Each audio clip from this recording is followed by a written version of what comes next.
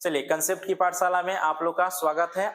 आज की क्लास में हम लोग एलसीएम एचसीएफ का एक बहुत ही प्यारा कंसेप्ट हम लोग सीखने जा रहे हैं, जिसके माध्यम से आप बहुत सारे क्वेश्चन को आसानी से सॉल्व कर पाइएगा। ठीक ना। एलसीएम एचसीएफ का टाइप 1 हमारे तरफ से कौन सा है, वो टाइप 1 है। इसमें हम लोग क्या समझेंगे, तो हम लोग इसमें एलसीएम और एचसीएफ का संबंध जो है हम लोग रेशियो से देखेंगे। एलसीएम और एचसीएफ का संबंध हम लोग किससे निकालने चलते हैं, तो हम लोग एलसीएम और एचसीएफ का संबंध रेशियो से देखने चलते हैं कि आखिर एलसीएम और एचसीएफ का संबंध रेशियो से क्या है। तो ध्यान समझना है। देखिए, जब भी आपको रेशियो में दिया रहेगा, ठीक ना, 3 संख्या ले लेगा या 2 संख्या ले लेगा या 4 संख्या, जितना भी संख्या ले, ठीक ना। मान लीजिए पहली संख्या हो गया, या आपका दूसरा संख्या हो गया, और या आपका तीसरा संख्या हो गया, ठीक ना। और कहेगा इसका जो है 1 अनुपात 2 अनुपात और 3 अनुपात दिया रहेगा। पहले कंसेप्ट, पूरा कंसेप्ट समझिएगा, उसके बाद 1 अनुपात 2 अनुपात और कितना दिया है, 3 अनुपात दिया हुआ है। या तो आपको यहाँ पे एलसीएम दिया रहेगा और नहीं तो यहाँ पे आपको एचसीएफ दिया रहेगा। या तो एलसीएम दिया रहेगा और नहीं तो क्या दिया रहेगा, एचसीएफ दिया रहेगा। अब कहेगा कि ये संख्या ज्ञात कीजिए, पहली बात, और नहीं तो संख्या का योग ज्ञात कीजिए, चाहे संख्या का अंतर ज्ञात कीजिए। सबसे पहला जो आपको काम करना है, यह देखना है कि क्या दिया हुआ है, एलसीएम दिया हुआ है या एचसीएफ दिया हुआ है।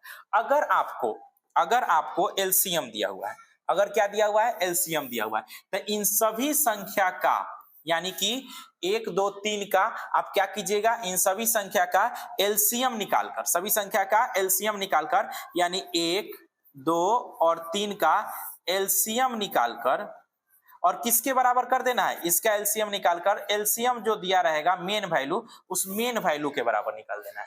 इससे हमारा अनुपात 1 का पता चल जाएगा, और 1 का पता चल जाएगा, उसका कोई भी संख्या हम बना सकते हैं। अगर एचसीएफ दिया है, क्या दिया है, एचसीएफ दिया है, तो एचसीएफ में थोड़ा सा ध्यान देना है कि एचसीएफ अगर दिया रहेगा, ओरिजिनल वैल्यू में क्या दे दिया है बुआ, तो ओरिजिनल वैल्यू में अगर एचसीएफ दिया है, तो एचसीएफ में क्या होता है, जो अनुपात 1 का मान होगा, जो अनुपात किसका मान होगा, 1 का मान होगा, वही मान जो है आपका किसका हो जाएगा, एचसीएफ का हो जाएगा। ठीक ना। तो एचसीएफ में इतना ध्यान रखना है कि अनुपात 1 का मान किसके बराबर हो जाएगा, एचसीएफ के बराबर हो जाएगा। आप नोट करके भी इस बात को लिख लीजिए, और इस पे हम पूरा का पूरा क्वेश्चन, बहुत सारा क्वेश्चन बताएंगे कि जो मान अनुपात 1 का होता है वह एचसीएफ के बराबर होगा, एचसीएफ के बराबर होगा। चलिए, इसको आप गांठ बांध लीजिएगा। दूसरा में क्या गांठ बांधना है कि जब भी यहां पे जो संख्या दिया रहेगा, ध्यान समझिए, यहां पे अगर आप देखिए प्राइम नंबर, ठीक ना, अभाज्य संख्या है, तो इसमें सीधे सीधे आप क्या कीजिएगा, इन सभी संख्याओं का गुना करके, क्या करके, सभी संख्याओं का गुना करके सीधे आप किसके बराबर कर सकते हैं, एलसीएम के बराबर कर सकते हैं जब अभाज्य संख्या हो। तो क्या कर लेंगे सर, 1 गुने 2 गुने 3, क्योंकि सर ये प्राइम नंबर देख रहे हैं हमें, अब 3 है 2 है अभाज्य संख्या, तो सीधे किसके बराबर कर देंगे, एलसीएम के बराबर कर देंगे।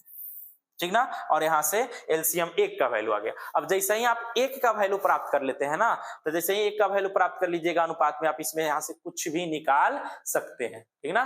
तो चलिए, ये 2 बात हमारा ध्यान रखिएगा, एलसीएम और एचसीएम पे, और इस पे हम आधारित कुछ क्वेश्चन देखते हैं। ठीक ना। चलिए, आपके सामने अभी रखते हैं, देखिएगा, आप देखते मात्र उड़ा दीजिएगा उस क्वेश्चन को। ठीक ना, एकदम आसान भाषा में, आसान तरीका से, बस इतना कंसेप्ट मेरा ध्यान में रखना है। चलिए, तो आपके सामने स्क्रीन के ऊपर, आपके स्क्रीन के ऊपर ये वाला क्वेश्चन है। देखिए क्या कह रहा है, 3 संख्याओं का बिना पेन पेपर यूज किए, बिना पेन पेपर यूज किए आप इस क्वेश्चन को उड़ा सकते हैं। देखिए बुआ, एक बहुत ही बेहतरीन क्वेश्चन अभी आपके सामने है। देखिए, 3 संख्याओं का मौसा कितना दिया हुआ है, 12 दिया हुआ है, और उनका वे संख्याएं 1 2 और 3 के अनुपात में, तो संख्या ज्ञात कीजिए। ध्यान समझिएगा, जो मान अनुपात 1 का होगा वही मान क्या हो जाएगा, मौसा का होगा। यानी मौसा दिया है, कितना दिया है, 12, मौसा कितना दिया है, अगर मौसा आपको दिया है 12, तो यह जो 12 है आपका अनुपात 1 का मान है। यह जो 12 है वो किसका मान है, अनुपात 1 का मान है। अभी बताएं, ठीक ना, यह 1 का मान है। तो जब 1 का मान, अनुपात 1 का मान 12, तो पहली संख्या 12, दूसरी संख्या 24 और तीसरी संख्या 36। हमको नहीं लगता है कि इसमें किसी प्रकार का आपको कोई दिक्कत होना चाहिए। ठीक ना। अब चलिए, इसी का हम दूसरा क्वेश्चन देखते हैं। इसका दूसरा क्वेश्चन आपके सामने यह आ गया। दूसरा क्वेश्चन आपके सामने यह है कि तीन संख्याओं का इस बार क्या दे दिया, लौसा।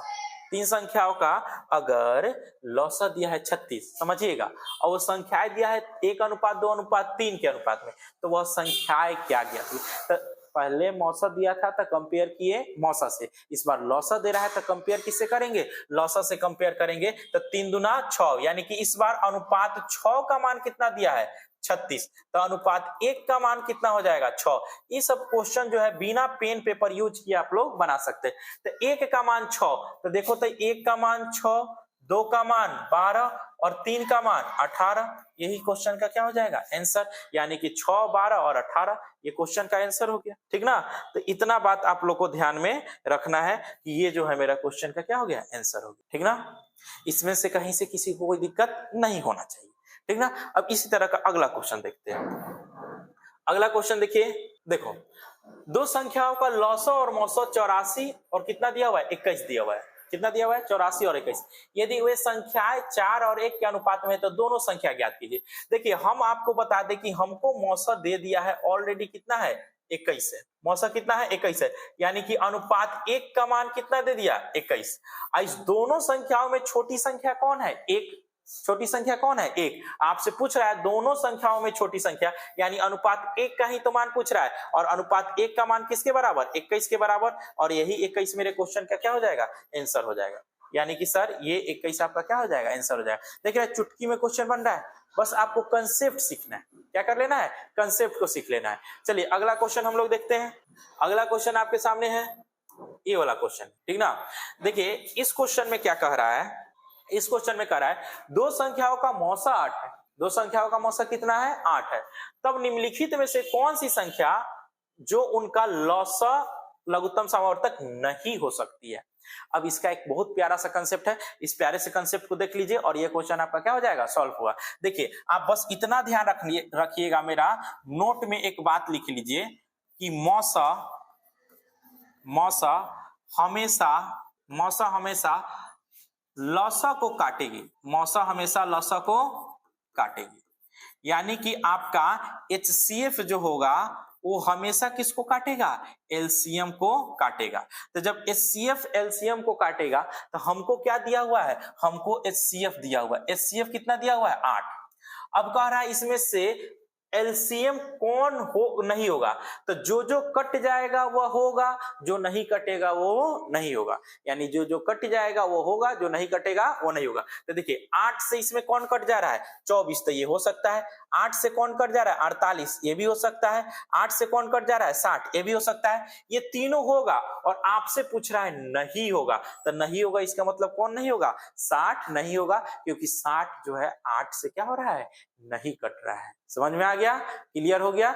इतना तक में तो किसी को कोई दिक्कत नहीं होना चाहिए, ठीक ना। अब देखिए 2 मिनट के कंसेप्ट में आपका कितना क्वेश्चन, 5 क्वेश्चन आराम से बन गया। और ऐसे बहुत सारे क्वेश्चन है जो वही 2 कंसेप्ट से आपका क्या हो जाएगा, बन जाएगा, रेशियो संबंधित क्वेश्चन। तो आज के बाद टाइप 1 यानी कि HCF और LCM में रेशियो संबंधित क्वेश्चन से आपको दिक्कत नहीं होगा। चलिए इतना समझ में आया।